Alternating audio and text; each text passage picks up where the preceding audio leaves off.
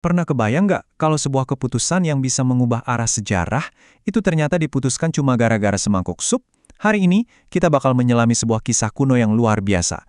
Kisah tentang dua saudara, sebuah warisan tak ternilai, dan satu momen kelemahan yang menentukan nasib banyak bangsa. Mari kita mulai. Dan ceritanya, itu dimulai bahkan sebelum kedua tokoh utama kita ini lahir. Sebuah nubuatan yang dramatis diberikan langsung kepada ibu mereka, Ribka. Ini bukan ramalan biasa ya. Ini adalah sebuah penetapan takdir yang kelak akan menyulut persaingan seumur hidup mereka.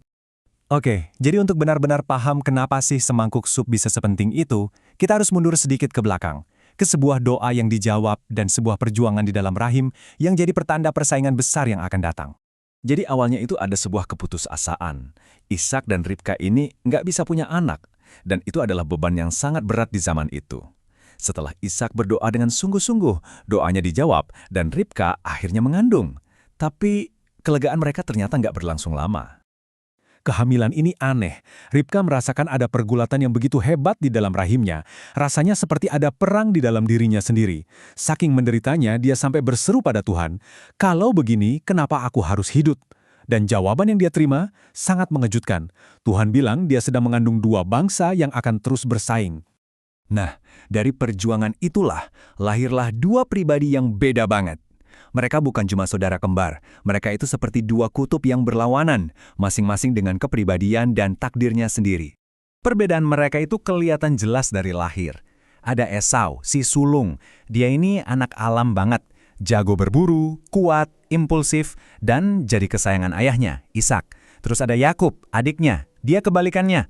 Anak rumahan, tenang, penuh perhitungan, dan dia ini anak emas ibunya, Ribka. Nah, dinamika keluarga yang terbelah kayak gini, ini resep sempurna buat drama kan? Oke, sebelum kita lanjut, kita harus ngerti dulu satu hal yang super penting ini. Apa itu hak kesulungan? Ini bukan cuma soal dapat warisan lebih banyak loh. Ini tuh segalanya. Hak kesulungan itu artinya dapat kekayaan, kekuasaan, jadi pemimpin keluarga, dan yang paling penting berkat rohani. Kehilangan hak ini sama aja kayak kehilangan identitas dan masa depan. Sekarang, kita tiba di momen krusialnya. Latar belakangnya udah, tokoh-tokohnya udah kita kenal, dan taruhannya tinggi banget. Semuanya berujung pada satu hari yang tadinya kelihatan biasa-biasa aja, tapi ternyata jadi luar biasa. Coba deh bayangin adegannya. Esau, si pemburu ulung, seharian penuh di padang belantara. Dia pulang dengan tangan hampa, badannya capek luar biasa, dan perutnya kosong lompong. Dia lagi ada di kondisi paling rentan. Perhatiin deh kata-katanya. Dia saking laparnya sampai nggak bisa nyebut nama makanannya. Dia cuma lihat warnanya dan didorong sama naluri dasarnya. Kasih aku hirup sedikit dari yang merah-merah itu. Keputusasaannya itu kerasa banget ya. Dan disinilah karakter Yakub kelihatan. Kalau Esau dikendalikan sama perutnya, Yakub ini dikendalikan sama ambisinya. Dia lihat kelemahan kakaknya bukan buat berbelas kasihan, tapi sebagai sebuah peluang emas. Dia langsung to the point, minta harga yang paling mahal untuk semangkuk sup. Nah, ini dia inti dari kesalahan fatal Esau. Logikanya benar-benar dikuasai oleh momen itu. Rasa lapar yang cuma sementara terasa lebih nyata dan mendesak daripada warisan seumur hidup. Dia menukar masa depannya yang tak ternilai cuma buat kepuasan sesaat. Kalimat ini kuncinya. Esau itu bukan cuma menjual hak kesulungannya karena terpaksa, tapi karena dia memang gak menghargainya. Dia memandang remeh warisannya itu. Buktinya, setelah makan dia langsung pergi gitu aja, seolah-olah nggak ada transaksi besar yang baru aja terjadi. Jadi, gimana semua ini nyambung? Apakah Esau ini cuma korban takdir? Atau justru pilihannya sendirilah yang membentuk nasibnya? Coba kita lihat gimana keduanya saling terkait. Di sinilah kita bisa lihat interaksi yang keren banget antara rencana ilahi dan kehendak bebas manusia.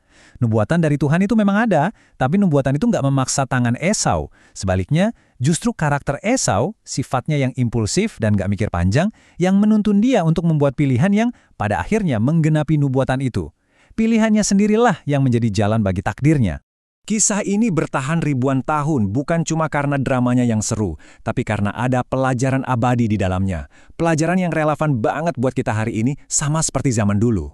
Jadi apa intinya? Kisah ini adalah pengingat keras tentang betapa gampangnya kita menukar hal-hal paling berharga, entah itu hubungan, integritas, atau masa depan, cuma demi kepuasan sesaat. Momen kelemahan Esau itu justru mengungkap karakter aslinya. Seseorang yang lebih menghargai hal yang fana daripada yang abadi. Dan ini membawa kita ke pertanyaan terakhir untuk kita renungkan. Kita semua punya sup kacang merah versi kita sendiri. Godaan untuk memilih yang gampang, yang nyaman, yang memuaskan saat ini juga. Pertanyaannya adalah, apa hak kesulungan dalam hidup Anda yang tidak akan pernah Anda tukar dengan harga berapapun? Coba pikirkanlah.